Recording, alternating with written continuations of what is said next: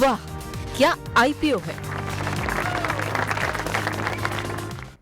तो वह क्या आईपीओ सेगमेंट में आप सभी का बहुत बहुत स्वागत है। इस सेगमेंट में जैसा कि आप सभी जानते हैं कि हम उन आईपीओस की बात करने वाले हैं जिनकी लिस्टिंग हो चुकी है या जो अभी ओपन है सब्सक्रिप्शन के लिए या फिर जो खुलने वाले हैं। और इस पर बातचीत करने के लिए हमारे साथ आस्था मैम मौजूद हैं। आस्था मैम, सबसे पहले आपसे एलजी इलेक्ट्रॉनिक्स पर एक व्यू चाहेंगे। एलजी इलेक्ट्रॉनिक्स की लिस्टिंग धमाकेदार हुई थी, 50% प्रीमियम पर इसकी लिस्टिंग होते हुए नजर आई थी। आज भी पहले शुरुआती कारोबार में शेयर गिरावट देखने को मिली एलजी इलेक्ट्रॉनिक्स में, लेकिन अभी फिलहाल संभलता हुआ एलजी इलेक्ट्रॉनिक्स नज़र आ रहा है। तो इस पर आपका क्या नज़रिया मैम, एलजी इलेक्ट्रॉनिक्स पर अगर कोई आईपीओ जिसको अलॉट नहीं हो पाया, अब वो नए सिरे से यहाँ पर खरीदारी करना चाहता है, तो किस लेवल पर वो खरीदारी कर सकता है इसमें? देखिए, मेरे हिसाब से 1500 से लेके 1550 के जोन अच्छे हैं जहाँ पे नई खरीदारी करी जा सकती है। मोटा मोटी मुझे नहीं लगता कि किसी भी सूरत में 1500 के नीचे काउंटर जाएगा। तो वो चीज मुझे लगती है, तो 1550 के आसपास इसमें खरीदारी के मौके ढूंढे जा सकते हैं।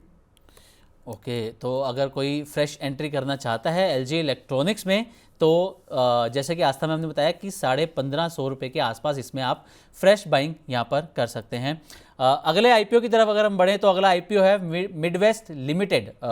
इसका आज आखिरी दिन है और दूसरे दिन तक ये जो आईपीओ है वो 11 गुना से ज़्यादा यहाँ पर भरता हुआ नजर आया था। आईपीओ का जो प्राइस बैंड है वो 1014 रुपये से 1065 रुपये प्रति शेयर तय किया गया है और कंपनी इससे 451 करोड़ रुपए के आसपास की रकम यहां पर जुटाने वाली है। फ्रेश इशू से कंपनी को 250 करोड़ मिलेंगे और ओएफएस से मौजूदा निवेशकों के पास जाएंगे 201 करोड़ रुपए की रकम। न्यूनतम निवेश इसमें रिटेल इन्वेस्टर्स के लिए है 14,910 रुपये और 1 लोट के अंदर होंगे 14 शेयर। इसकी जो लिस्टिंग है वो 20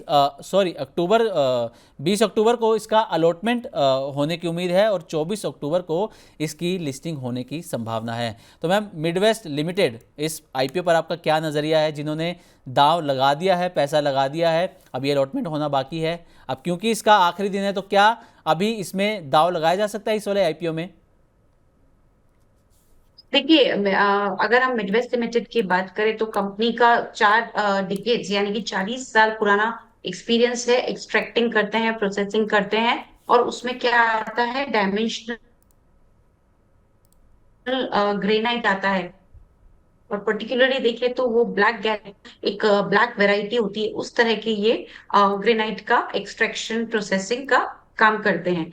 मैं कंपनी के अगर यहाँ पे फंडामेंटल्स की बात करूं तो फाइनेंशियल पोजीशन तो यहाँ पे मुझे मजबूत लगी, ग्रोथ भी अच्छी है, रिटर्न रेशियोज भी अच्छे हैं। और क्योंकि कंपनी एक लार्जेस्ट प्रोड्यूसर एंड एक्सपोर्टर है ब्लैक गैलेक्सी ग्रेनाइट की, तो इनकी जो प्रीमियम वेराइटी ऑफ ग्रेनाइट है वो काफी बढ़िया है और इनके पास काफी अच्छी वेराइटी है। कंपनी की जो प्रेजेंस है वो भी जितने भी डायमेंशनल ग्रेनाइट वैल्यू चेन में सब जगह इनकी प्रेजेंस है। और कंपनी का सबसे ज्यादा एम्फोसिस R&D में है। और मुझे ऐसा लगता है कि जो रेयर अर्थ डाइवर्सिफिकेशन ये कंपनी कर रही है, ये इनके लिए काफी इंपॉर्टेंट पॉइंट साबित हो सकता है बढ़िया तेजी देने के लिए। तो ये जो आईपीओ हमें ठीक लगता है।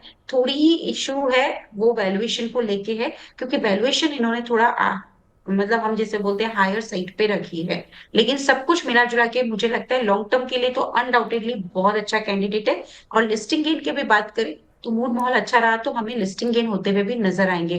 तो लंबी अवधि के लिए इसमें बिल्कुल लगाने की राय है यहाँ पे। और लिस्टिंग गेन की बात करें तो मार्केट के मूड माहौल के हिसाब से लिस्टिंग गेन हमें होते हुए नजर आ सकते हैं। तो मेन क्राइटेरिया आप लंबी अवधि कर रखें और इसमें सब्सक्राइब करें। आशा मैम, मैं यही आपसे जानना भी चाह रहा था, क्योंकि कई लोगों से बात होती है तो वो ज़्यादा लिस्टिंग गेन पर ही फोकस करते हैं, लॉन्ग टर्म का सोचते नहीं हैं। तो आपको क्या लगता है कि अगर कोई आईपीओ आ रहा है तो उसको सिर्फ एक लिस्टिंग गेन के नज़रिए से देखकर पैसा लगा दें या फिर उसका लॉन्ग टर्म एक व्यू लेकर चलें हम? देखिए, मेरे हिसाब से क्या होता है, लॉन्ग टर्म का व्यू आप रखेंगे तो ज्यादा अच्छा रहेगा। क्योंकि कभी कभी लिस्टिंग गेन बहुत सारे पैरामीटर्स पे डिपेंड हो जाती है। उस टाइम मार्केट में किस तरह का तेजी मंदी का माहौल चल रहा है वो भी एक इम्पोर्टेंट पॉइंट जी। हो जाता है। क्योंकि कभी कभी हमने देखा है बढ़िया आईपीओ भी रहते हैं, लेकिन मार्केट का मूड खराब है तो वो बढ़िया लिस्ट नहीं हो पाते। तो मिडवेस्ट के आईपीओ में इसीलिए स्ट्रिक्टली यही मैं बोल रही हूँ कि लंबी अवधि के लिए आप नजरिया रख के लगाएंगे तो इस आईपीओ में रिटर्न मिलता हुआ नजर आएगा। छोटी अवधि में हमें बहुत सारे पॉइंट्स देखते हैं जिसमें वैल्यूएशन एक इंपॉर्टेंट पॉइंट होता है, और यहाँ पे जो वैल्यूएशन है इन्होंने जिसे हम कहते हैं थोड़ी सी इन्होंने हायर साइड पे रखी है, तो इसीलिए बहुत बड़े लिस्टिंग गेन की उम्मीद इस काउंटर पे रखना मुझे लगता है कि वो थोड़ा सा वैल्यूएशन के हिसाब से इतना अट्रैक्टिव नहीं है। तो लिस्टिंग गेन के बजाय अगर लंबी अवधि का नजरिया रख के इसमें लगाएंगे तो ज्यादा अच्छा रहेगा। ओके, तो जिन भी लोगों ने, जिन इन्वेस्टर्स ने, निवेशकों ने मिडवेस्ट लिमिटेड के आईपीओ में पैसा लगाया है, अगर आपको अलॉटमेंट होती है तो आस्था मैम की यही एडवाइस आपको रहेगी कि आप लॉन्ग टर्म का एक व्यू लेकर चलें। लॉन्ग टर्म का व्यू लेकर चलेंगे तो आपको अच्छा खासा मुनाफा हो सकता है। लिस्टिंग गेन पर ज़्यादा फोकस करके आप ना चलें। अगले आईपीओ की तरफ हम बढ़ते हैं। आज ही इसकी लिस्टिंग हुई है, कैनरा एचएसबीसी लाइफ इंश्योरेंस। इसकी लिस्टिंग हुई है एनएसई पर 106 रुपये के भाव पर, और ये लिस्टिंग बिल्कुल सपाट रही है क्योंकि इसका इशू प्राइस भी 106 रुपये प्रति शेयर ही था। हालांकि लिस्टिंग के बाद 111 रुपये का हाई भी छुआ और इसका लो 106 रुपये ही रहा। आईपीओ से कुल 1517 करोड़ रुपए के आसपास की रकम जुटाई गई है, लेकिन फ्रेश इशू से कंपनी के पास कोई रकम नहीं आई है। मौजूदा निवेशकों को ओएफएस के जरिए पूरी की पूरी रकम यहां पर जाती हुई नजर आई है। तो मैम, लिस्टिंग इसकी जो रही है, इसको आप किस तरीके से देख रहे हैं आस्था मैम?